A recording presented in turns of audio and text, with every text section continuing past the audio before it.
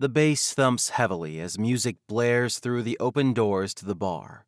There's a pride flag displayed in the large front window, and as if that isn't enough of a sign that this is a gay bar, a man stumbles out wearing shorty shorts and a leather harness, clutching a giant dick-shaped plastic cup.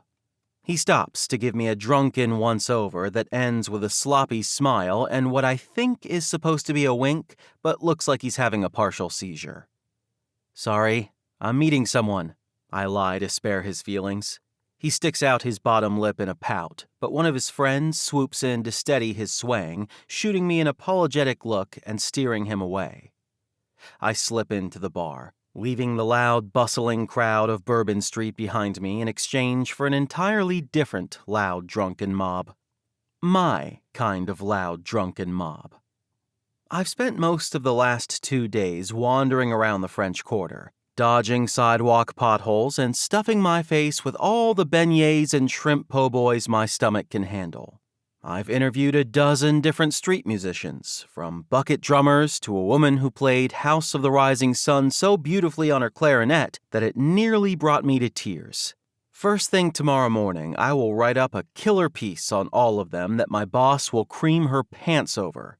But first, a night of drunken debauchery is in order.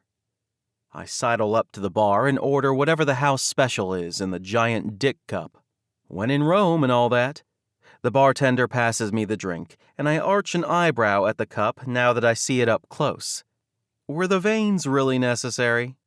He shrugs. "Fuck if I know. I just served the damn things." I snort. Fair enough. I stuff a 10 into a plastic jar with just the tip scrawled on it in black Sharpie. I snap a picture of my obscene drink, posting it to my social media page with a caption teasing my location and the article I'm working on.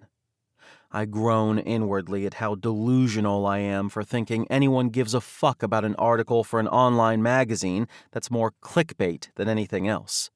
I work my ass off to deliver quality content, but at the end of the day, I'm not exactly doing God's work here. Or even Hunter S. Thompson's work.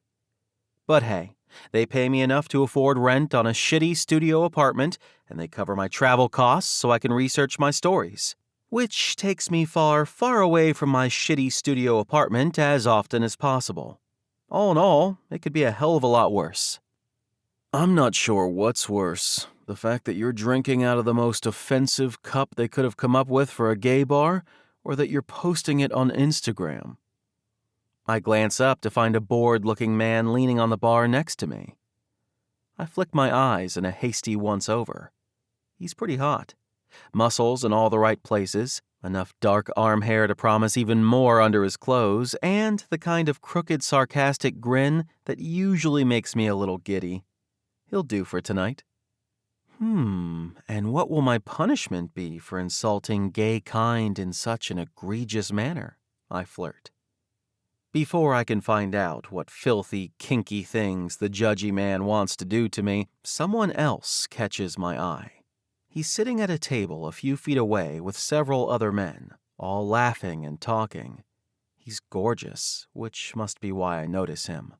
It's hard to tell in the dim light of the bar, but it looks like he has red hair, a little on the long side, hanging messily over his forehead, causing him to run his fingers through it again and again in an attempt to keep it off his face.